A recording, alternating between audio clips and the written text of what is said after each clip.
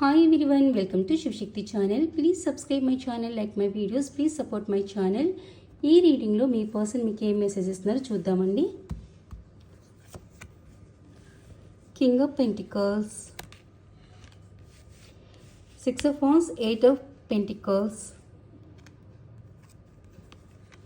the hierophant. Wow, king of pentacles and queen of pentacles. Wow. Okay, 7 of pentacles, అన్ని pentacles వస్తున్నాయి. 12 swords. Okay, మీ person మీకు ఏం message ఇస్తున్నారో చూద్దాం. ఇక్కడ మీ పర్సన్ మీకు ఏం మెసేజ్ ఇస్తున్నారంటే 7 of pentacles. ఇక్కడ ఏమంటున్నారంటే నేను మన రిలేషన్ గురించి నీ గురించే నేను ప్లాన్ చేస్తున్నాను. డెఫినెట్గా నీకు నేను కమిట్మెంట్ ఇవ్వాలనుకుంటున్నాను. మన రిలేషన్లో నేను వర్క్ చేయాలనుకుంటున్నాను. సో డెఫినెట్గా నీకు నేను కమిట్మెంట్ ఇవ్వాలనుకుంటున్నాను.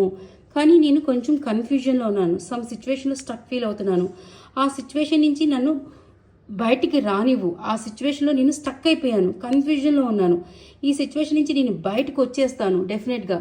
సో నేను మన రిలేషన్ గురించే ప్లాన్ చేస్తున్నాను. డెఫినెట్గా ఈ రిలేషన్లో నేను వర్క్ చేయాలనుకుంటున్నాను.